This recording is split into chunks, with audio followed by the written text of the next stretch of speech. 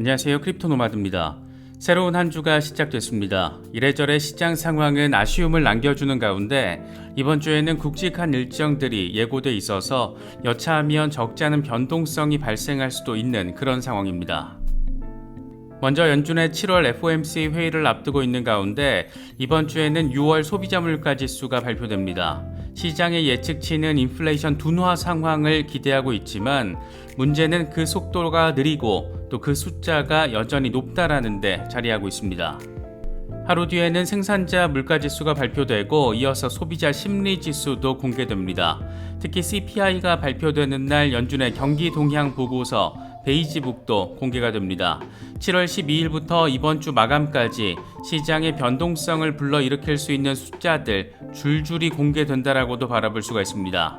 특히 JP모건과 시티그룹, 웰스파고 등 주요 은행들의 실적 발표를 시작으로 2분기 기업들의 실적 발표 본격화되는데 연준의 고강도 긴축에 어느 정도 선방을 했는지가 관전 포인트가 될 것으로 보입니다. 비트코인은 여전히 3만 달러 전후 좁은 박스권에 갇혀있는 흐름을 확인해주고 있습니다. 분위기 자체는 상당히 모호한데 여차하면 2만 8천 달러 초반까지도 후퇴할 수 있는 그런 상황이다 보니까 과연 주요 분기점이 언제 어떻게 마련될지 그 주목도가 높아진 상황입니다. 리플 XRP 역시 흐름 자체가 꽤나 아쉽게 느껴지는 상황이 이어지고 있습니다. 이런 상황에서 메사리가 리플의 온체인 매트릭스 실적을 분석했습니다. 네트워크 활동과 XRP 시세 등 여러가지 데이터가 어떤 흐름을 2분기에 확인을 했는지 정리를 한 겁니다.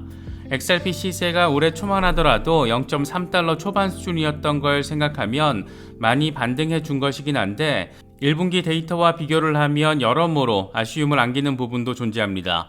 그럼에도 불구하고 여전히 제 갈 길 아주 잘 가고 있다는 점 역시 확인할 수가 있는데 하나씩 짚어보도록 하겠습니다. 하루 인베스트 사태가 참 어렵게 흘러가고 있는 모습 확인되고 있습니다. 아직 투자자 손실조차 제대로 파악하지 못하고 있다는 점 공식적으로 밝히기도 했는데 과연 투자자 피해 문제는 제대로 해결될 수 있을지 참 답답한 상황입니다. 그래서 이런 걸 바라보고 있자면 크립토 커스터디 참 어려운 부분으로 느껴지기도 합니다. 높은 이자율 생각해서 특정 업체에 맡기자니 불안감이 생길 법한 상황 잊을만 하면 한 번씩 벌어지고 있고 그렇다고 중앙화 거래소에 그냥 놔두자니 FTX 사태 같은 일 또 벌어질까 걱정되기도 하고 그래서 최근 들어서 이 셀프 커스터디나 탈중앙화 거래소에 대한 관심이 커진 것은 어쩌면 당연한 것인지도 모르겠습니다. 크립토 자산에 대한 리스크 관리를 어떻게 할지는 개개인의 관점에 따라서 전략이 달라질 수밖에 없을 텐데 개인적으로는 그래도 일부 물량은 내가 직접 내 금고에 보관하면서 리스크를 분산 관리하는 게 조금은 더 속편한 방식이 아닌가 생각하고 있습니다. 그래서 저는 디센트 월렛의 일부를 보관하고 있는데 콜드 월렛에 관심이 있으신 분들은 저희 채널과 파트너십을 맺고 있는 디센트 월렛을 특별 할인 가격에 구매하실 수 있습니다. 특정 거래소나 코인 이체 등과 관련해서는 디센트 고객센터를 통해서 확인하실 수 있습니다.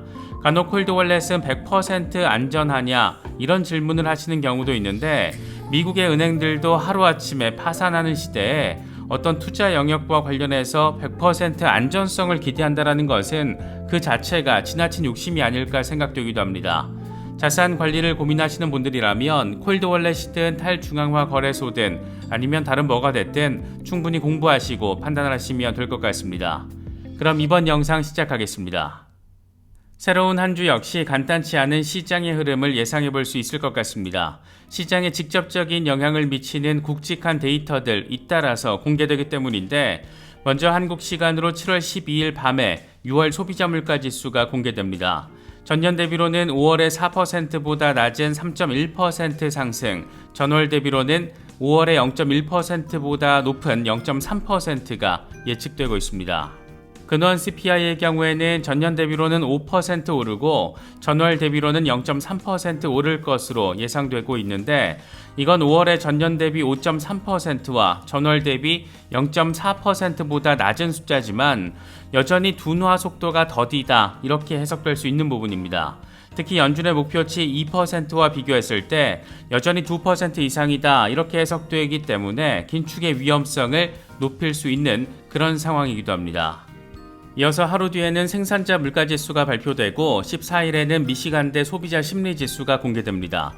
여기에 더해서 JP모건과 웰스파고, 시티, 블랙록 등등 대형 금융기관들의 2분기 실적 발표가 이뤄지는데 하반기로 갈수록 기업들의 실적이 악화한 것으로 나타날 경우에 이건 침체 우려를 키우는 데이터로 해석될 가능성이 높습니다.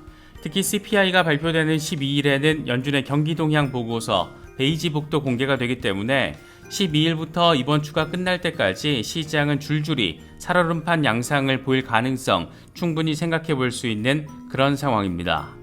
미국의 부채 한도 협상안 통과 이후에 부채 경제 시스템의 가속도가 붙었다라는 점도 숫자로 확인되고 있습니다. 투자 전략가 찰리 빌레로가 공개한 데이터를 보면 7월 첫째 주 미국의 부채는 32조 4,700억 달러로 6월 2일 31조 4,700억 달러 대비 1조 달러 이상 늘어난 것으로 나타났습니다.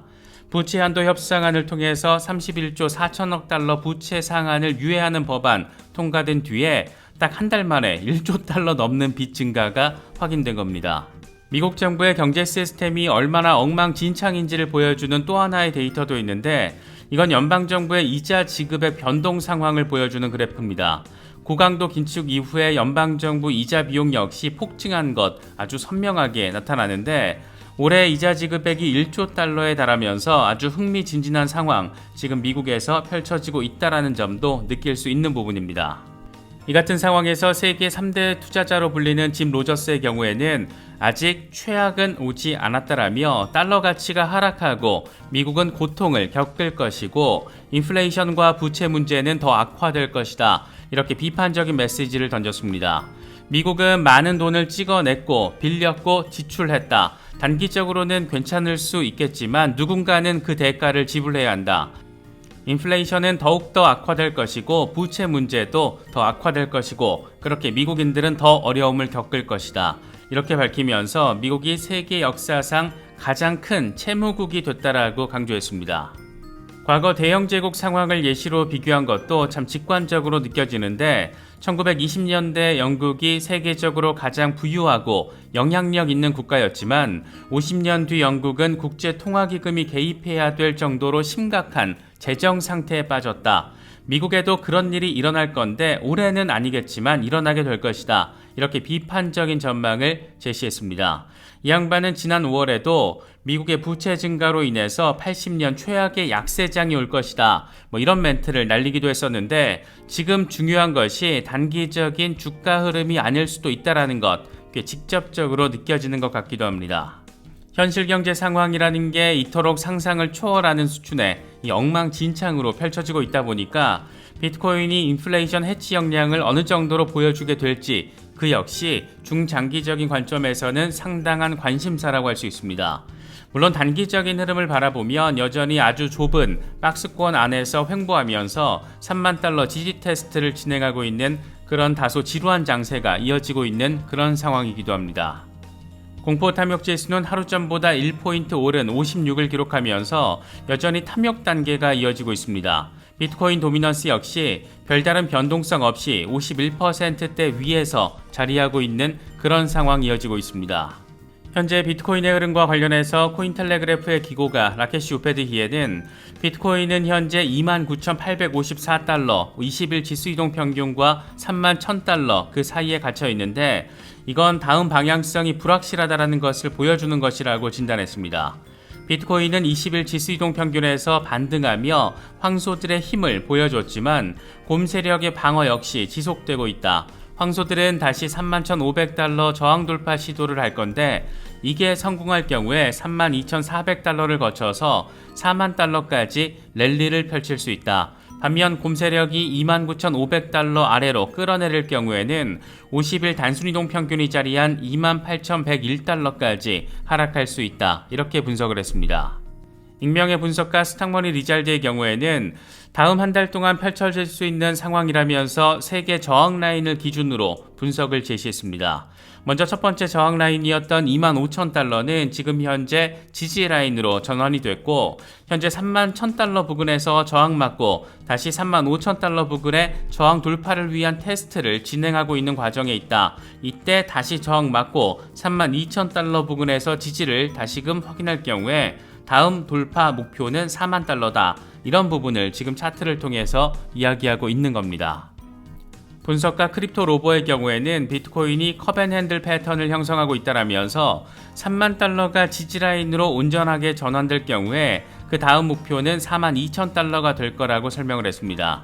이게 지금 3데이 차트인데 4만 달러 부근까지 열려 있다라는 점 꽤 선명하게 확인할 수 있습니다.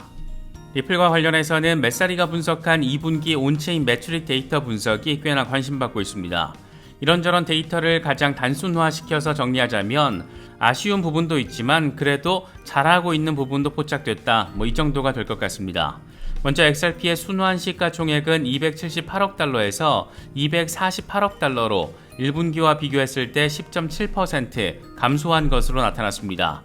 XRP 가격은 1분기 0.54달러에서 0.47달러로 역시 11.7% 감소한 것으로 확인됐는데, 그럼에도 불구하고 전체 시총은 1분기 가치 상승의 영향으로 42% 증가한 것으로 나타났습니다. 리플 소송 역시 블록체인 지표에 꽤나 큰 영향 미친 것으로 나타났는데, 6월 큰 폭의 수익 급증은 소송과 관련된 이슈, 다시 말해서 힌먼 스피치 등 SEC 내부 문건 공개에 영향을 받은 것으로 분석됐습니다. XRP 레저의 네트워크 활동 지표도 1분기 대비 11.9% 감소한 것으로 나타났는데, 일평균 거래량으로 치면 1분기 132만 건에서 2분기 116만 건으로 준 것으로 나타났습니다. 이건 작년 3분기 수준과 비슷한 숫자라고 할 수가 있습니다. 재미있는 것은 NFT 생태계는 눈에 띄게 활성화되고 있다는 건데, NFT 거래는 하루 평균 13,800건에서 15,500건으로 12.7% 증가한 것으로 나타났습니다. XRP 레저 위에서 NFT 거래가 활성도를 높이고 있다는 것은 리플의 비전적인 측면과 관련해서도 상당히 눈에 띄는 부분이라고 할 수가 있습니다. 이건 최근 리플의 CBDC 고문이 부동산 토큰화에 중점을 두고 응용 사례를 적극적으로 탐색하고 있다라고 밝힌 부분과 직접적으로 맞닿아 있는 부분이기도 합니다. 부동산 등 기존 자산을 토큰화한다는 것은 이걸 NFT 기반으로 거래를 한다는 걸 의미하기 때문에 XRP 레저의 NFT 거래 활성화는 리플의 미래 비전과 같은 방향성을 보여주는 것으로도 바라볼 수가 있습니다. 최근 홍콩 정부가 CBDC 파트너 기업 16곳을 발표하면서 리플이 포함돼서 상당한 주목도를 받았었는데, 현재 리플과 홍콩 정부가 함께 추진하고 있는 것은 역시 다름 아닌 부동산 자산의 토큰화 이슈입니다. CBDC와 토큰화된 부동산, 그리고 여기에 금융대출 프로토콜까지 결합을 시킨다는 건데, 지금보다 앞으로의 근미래 상황이 더 기대가 되는 것은 꼭 기분 탓만은 아닌 것 같습니다. 이번에 준비한 영상은 여기까지입니다. 시청해주셔서 감사합니다. 지금까지 크립토 노마디였습니다.